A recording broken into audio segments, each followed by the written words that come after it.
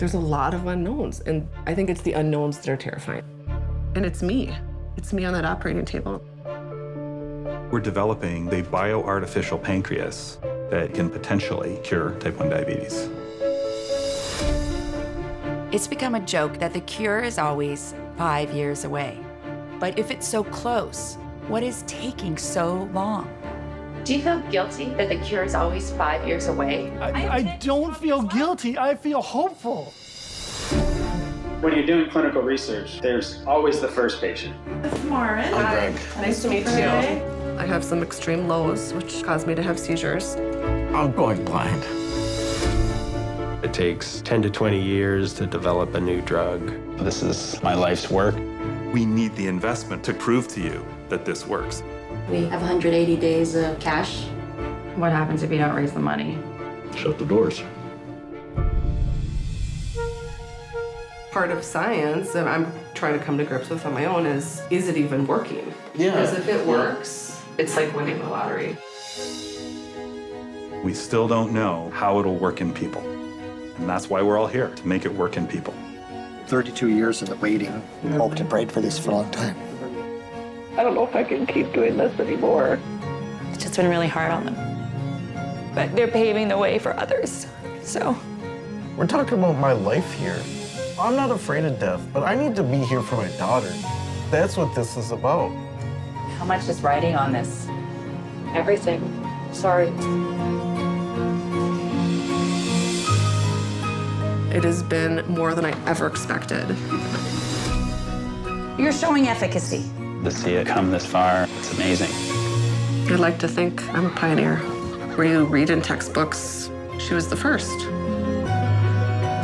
So, fingers crossed.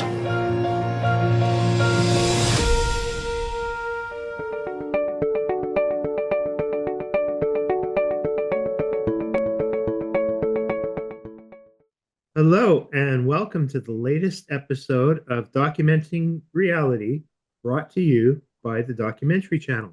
I'm your host, Fred Ruttman, and today we have filmmaker, producer, editor, professor, Lisa Hepner, who's here to talk about her movie, The Human Trial. And I'm lucky, this is the second time I've gotten to speak to you about this. And you've got some new info. So why don't you tell the audience a little bit about yourself? Yeah, sure. Well, Fred, thank you for having me. Thanks to the Documentary Channel for providing another outlet for our work. It's a tough time for us filmmakers, independent filmmakers, to get our work seen on streaming platforms. So about me, a log line. I don't know. Can I do a log line at 8 in the morning out in LA? So I am Canadian. Yay. And since we last spoke, that's taken on a lot more resonance. I'm Canadian, born in Ottawa, went to University of Toronto, got involved in journalism at the student newspaper there called The Varsity. And I got into documentary filmmaking at a production company in Ottawa. We were doing a travel show for the CBC called Travels with Mom. And I sort of had a moment when I was, because I'm from Ottawa, and I was walking down Elgin Street going to Blockbuster Video. And I was like, oh, my wow. God, I can't be doing this like right now. I'm too young to be settling down. I'm too young. I gotta go. So I moved to New York. And that's where I worked my way up as a producer. And my first job was working for Maisels, Al Maisels. At the Maisels production company above Studio 54 in New York. And you know what? I'll say this. He's no longer with us. Rest in peace. But I was hired and I didn't have a green card, you know? Back then it was a little easier. Yeah. Back then you could do stuff like that. And it was imminent. And then when I got it, I was actually paid retroactively, which is so cool. I just have to tell you, in this Wild West of business, that is so cool that they did that. So actually, I think getting paid at all is sometimes pretty amazing. Yes, I agree. But anyway, started with Al Maisels, and then I just, started working for PBS, WNET in New York. Hmm. which just felt like home. And I loved it. It was on 59th Street in Hudson. Wait, is that correct, Lisa? It was 59th Street, not too far from Central Park. And I could hear, Hmm. oh, it was amazing. Look, I'm obviously going on a tangent here. I'm having this visualization. Hmm. But and I just got mentored by some amazing women Hmm. and men, but mostly women. And Hmm. that's how I learned the craft of producing and Is directing, producing more. PBS mostly female staff, or that's No, just the way I it worked wasn't a out for you? staffer. I was a freelancer. Freelancer. I was a freelance production associate, researcher, associate producer, coordinating producer, Hmm. co-producer, and producer. I worked, man. I got my chops. Just like you Hmm. can't call yourself a New Yorker unless you've lived there 10 years, you can't call Hmm. yourself a producer unless you've worked in the business 10 years. Hmm. That I firmly believe, even if you write a big check. Hmm. Well, that sounds like a more legitimate rule than the 5 second rule for, eating something that's fallen on the floor. The 10-year mark has more cred. I think so. Like I would never let my kid eat something off, the floor of LAX. 5 second rule. Plus, they've shown that it's not true. Like you have tons of bacteria. Hmm. Um, So, yeah, so you have this film, The Human Trial, which is an amazing, amazing documentary, and you received unprecedented access to an ongoing medical trial. I think I mentioned when we last spoke, I tried to get the hospital to film a couple of my heart surgeries, and I couldn't get them to do a film on me myself. So I don't know how you pulled this off. You must be one persuasive lady. throw in determined. Hmm. Throw in determined. I think that's probably my middle name. It took a long time. It took us a year to get access to ViaCyte, the small biotech company that we profiled in San Diego. And it was a matter of persuasion, absolutely. The vice president, what was his title? Oh, the head of engineering, Mike Scott's Canadian. So I Hmm. think that helped me leverage some access, literally, because I think, Hmm. us Canadians, we like to stick together a little bit. Hmm. And but I would call him like every 2 months saying, Mike, what's up? Like, Hmm. what did the CEO of the company say? Can we come and film?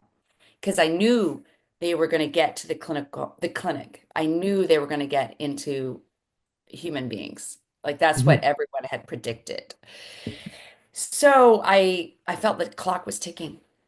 But finally, one of our exec producers, Robert Oranger, uh, who does a lot of entrepreneurial work in the diabetes world, he had a call with Paul Lakeland and convinced him that it was worth doing and to trust me as a filmmaker and my husband. Hmm. So the first day of filming was when ViaCyte got the approval by the FDA to go to clinical trial, to go into Wow. humans. Imagine that. That doesn't Hmm. happen. Well, first of all, I didn't even realize how extraordinary it was because I was learning how science worked. But Hmm. looking back on it, it's pretty extraordinary that we were in the right Hmm. place at the right time. So, why were you so interested in what's going on in diabetes research? You have a personal stake in this, right? Sure, absolutely. I think that's what made me stick it out for 10 years. I have type 1 diabetes. I've had it for 34 years. Hmm. And I think last time we spoke, my sugar was like this. Ooh, kind of a roller coaster. Hmm. And it's not like it's not a roller coaster anymore. It's just maybe a little bit, more stabilized.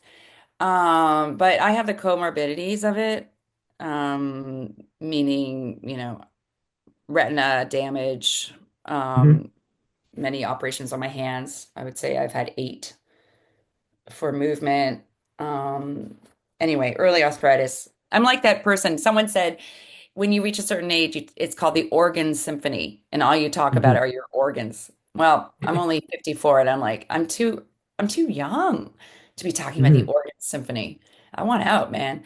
But so yeah, I'm in it, type 1, and I was so first of all, I never thought there would be a cure.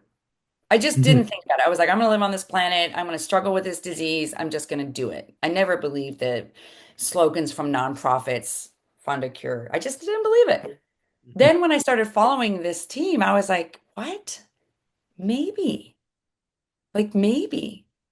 They're using stem cells, programming embryonic stem cells to be beta cells, putting them in a credit card-like device, implanting them into humans. It's a combination device, live Hmm. cells put into a pouch. And the crazy thing is, it's working, and we bet on the right horse. Hmm. And for sure. And in this trajectory of science, ViaCyte, the small biotech, handed off its research in some ways to Vertex, a big pharmaceutical company in Boston, and they've Hmm. made great headway. And Cernova in Ontario, London, Ontario, the birthplace of insulin, Cernova has made incredible headway. Canada is really at the forefront of stem cell research in many ways. Hmm. For such a small country, we're doing pretty well. So I remember in a number of the trailers, Hmm. you were talking to scientists and saying 5 more years. It's always 5 more years. Hmm. When's it not going to be 5 more years? That the cure is always 5 years away. But if it's so close, what is taking so long? Do you think they're really close, but like Yes. being No, functional? absolutely. I kept saying 5 years, right? So I do the Hmm. math, Fred, right? I Hmm. released it in 2022. So I'm like, five is 2027. We're 2025. I believe that they will show the proof of concept for not only the cells working, they've already shown that. I showed that in the film, Hmm. but that the patient who has this implant won't have to take anti-rejection drugs, which one has to. So Hmm. immunosuppressants can do, people handle them Nasty. differently. Not always, but people handle them differently. And they're not, if you're in good enough control in your diabetes world, why would you expose yourself to immunosuppressants? That's kind of the answer. But there has been such headway since the release of the film on finding alternative methods to not have to take these pills, which Hmm. can sometimes, as you say, be toxic to the body. And that's super exciting. So I think by 2027, we're not going to get shots in arms like we did in COVID, right? The COVID Hmm. vaccine was developed, shots in arms in 6 months based on previous science. We're not going to get so-called shots in arms in 2 years, okay? But Hmm. what we will do, I firmly believe that we will find that proof of concept and have that press conference that I've always wanted to film for my Act 3.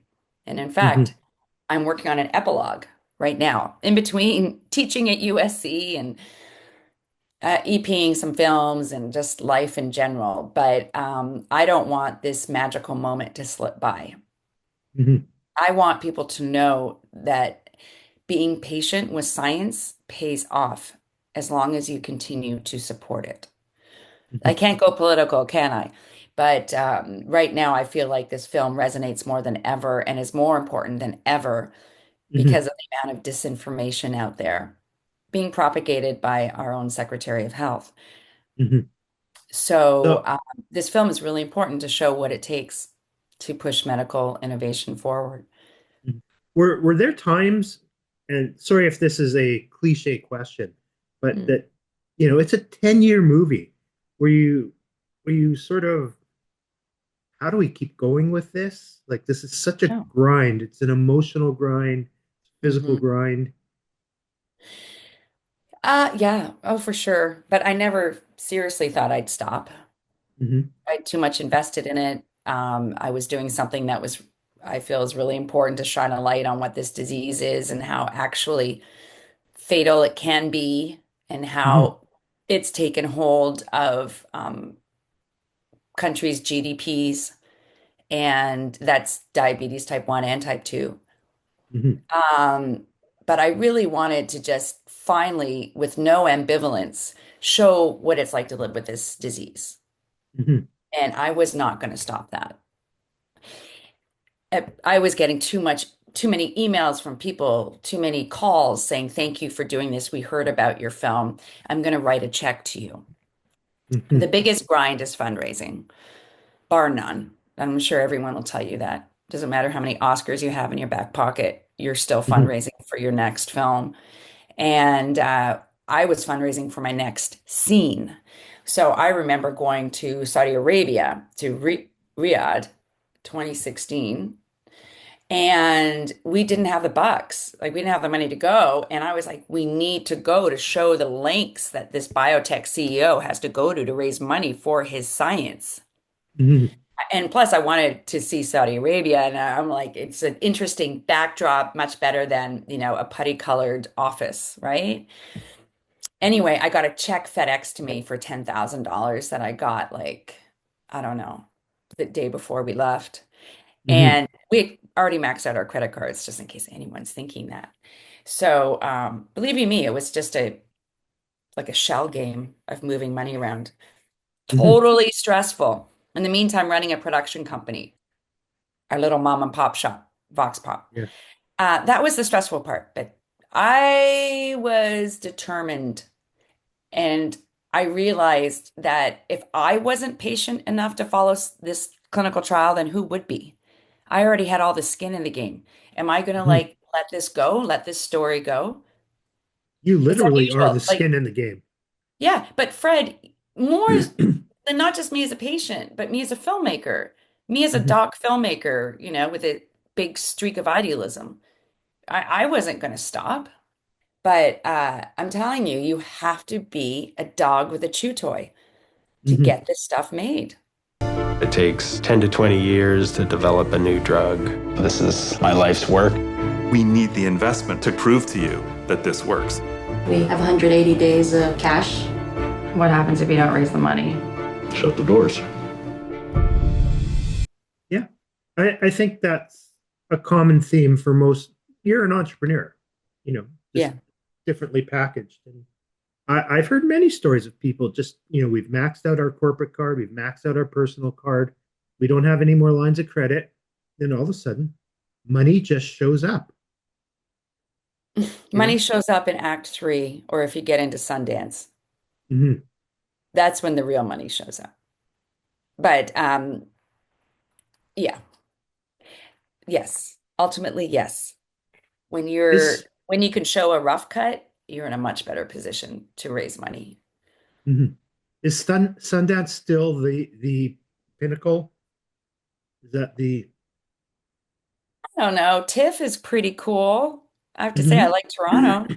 I think film festivals as a whole are being questioned as, the traditional paradigm is that you get into one of these top premier festivals and then you screen your film and you get a distributor, or you have a distributor before you go in, and then you can just sit back and enjoy the show. But the fact is that I think only last time I checked, maybe 3 films got distribution that didn't have it before they got into Sundance. So people are questioning how do we put this? The business model. And of course, they should be questioning that. I look at Sundance as a great, amazing showcase of films that, you may never see elsewhere from around the world.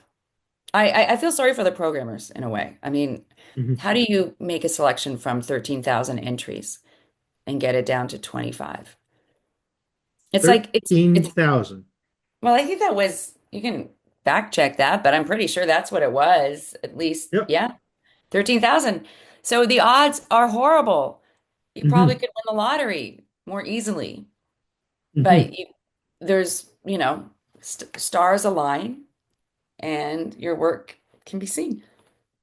We just had a film at Sundance. Oh, yeah. Okay. Yeah. I think why 13,000 seemed odd to me is that it's hard to imagine that there's 13,000 plus probably triple or quadruple that documentaries being made every year. Oh, I'm not just talking documentary. I'm talking scripted films in that pile of 13,000. I'm talking shorts, films, animation, everything. But there's a ton of documentaries. I poke around and I'm like, wow, gosh, I've never heard of that. And, Hmm. I don't know this filmmaker. In the old days, as I sound creaky in my rocking chair, um, you would know a lot of the players, right? Hmm. Like, and for better or for worse, I think the small handheld cameras democratized the filmmaking process. Hmm. And I think some people would pick up the camera and say, I'm a filmmaker. And maybe they were, and fantastic. And maybe they weren't. And then the volume picks up and supply outstrips demand. Hmm. Hmm. I think everybody, with their GoPro and their TikTok and their Apple phone, they all think they're filmmakers and everything now. So. And I don't want to dissuade anybody from whipping out their iPhone and using those amazing lenses to tell a story. I don't want money to be a barrier to telling a story. Hmm. I don't think you need to have an FX3 or just, whatever or a Venice camera, for goodness sakes, to tell a story. I just think there's probably a lot more clutter out there to go through unless you Hmm. have it in and a connection to that festival. Absolutely. It just gets you to the top of the pile, right? Hmm. So if you were starting this project today Hmm. and looking back at all the different things you've learned about how to make a documentary or a short or whatever, are there any things or techniques that you would do differently to make the movie even more impactful? A very good question. I try to Um, get one of those each interview. well, there's nothing like watching the film with no deadlines and watching it screen, maybe a year after you've premiered it, and sit back like sort of, a critic in a way, and saying, what Hmm. would I do differently? And outside, I think some of my pacing, I would slow it down in Hmm. some transitions. I think you get edit fatigue, and you're like, oh, I got to get it to be 91 minutes 30 or whatever. And then instead of like trimming a scene, you might just cut. What am I trying to say here? Instead of like losing a scene to let others breathe, you start trimming indiscriminately and you can lose the pacing. So there's some parts that I think I could have paced it better. Oh, by the way, a really good friend of mine said that she's an editor filmmaker. She said, you know what? If you're happy with 80% of your film and you've watched after a year, you're doing great. If you That's think you an could give it interesting 80, perspective. yeah. No, I think about it a lot. And are Uh, you? I would say I'm 85%, maybe 90%. We screened it for my students at USC. Not being Hmm. self-promoter here, but I guess I showed my film to my students, right? I guess we wanted to show that, hey, maybe I have an idea of what I'm doing. But I watched it with the editor, Hmm. Susan Metzger, and I sat with her and we looked at each other and I said to her, I think this stood the test of time. And she said, yeah. So that's cool. What would I do differently? I don't know. I mean, it's such a wild west of like not of following a clinical trial in real time. I Hmm. don't know, man. And it's about medicine. You think I'm going to pre-sell that? Hmm. It's about a disease that's stigmatized. It's not very sexy Hmm. to say diabetes. This is a film about a quest to cure diabetes. People are like, oh my God, I can't deal with that. Like my aunt has diabetes. She's kind of doing okay. Why are you making a film about it? Hmm. It's So, the invisible disabilities and illnesses that are hard to get people.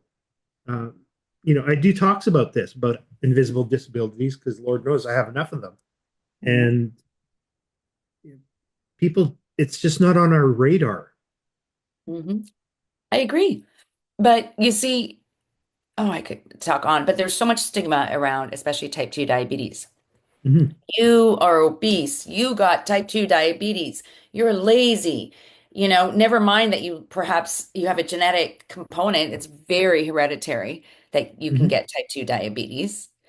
And maybe, you live in a food desert and you can't eat the proper food. We Hmm. capitalize everything in this country, including groceries. So I don't blame anyone who has diabetes, but there is a stigma attached to like you asked for it, you deserve it. So, Hmm. you can literally limp along in life because many type 2s will have amputations. It's a leading Hmm. cause of amputation, diabetes is. That's gross. When you're doing clinical research, there's always the first patient. Lauren. Hi. Nice to meet you. I have some extreme lows, which cause me to have seizures. I'm going blind. We're talking about my life here. I'm not afraid of death, but I need to be here for my daughter. That's what this is about. How much is riding on this? Everything. Sorry. Interesting. That's yeah. Oh, it's true. And it's exciting. It's like, even the biggest skeptics know that it's on its way. I mean, I can talk to researchers who are just exhausted, right? Like me doing a film for 10 years, following them around. Hmm. They're exhausted. They've been doing this for 20 years. But the researchers who are sticking it out so often have a connection to type 1 themselves. Their Hmm. children have it, for example. So I wonder what's how this is going to get priced out, and is it also going to be hopefully cheaper than insulin because insulin's pretty pricey now, and Well, in the United States, I'm happy to say that there's a cap on insulin for Medicaid and private insurance of Mhm. $35. There was price gouging beyond, but that's been Mhm. repaired happily. It won't be less expensive than insulin. No way. Mhm. Wow. I think you're going into surgery, you're going Mhm. under anesthetic, you're getting these things implanted in you. You have a huge medical team around you. No, it's expensive, but the ability to go off all of these diabetes meds, the ability to not have to go to the doctor every 4 weeks for something, Yeah. is going to be huge. So to the GDP of a country, it will be a massive savings for Mhm. sure. But to the consumer, hopefully it's all about health insurance, right? Will health insurance cover this? And believe you me, the biotechs and the pharmaceutical companies who have a product are working on that pricing right now.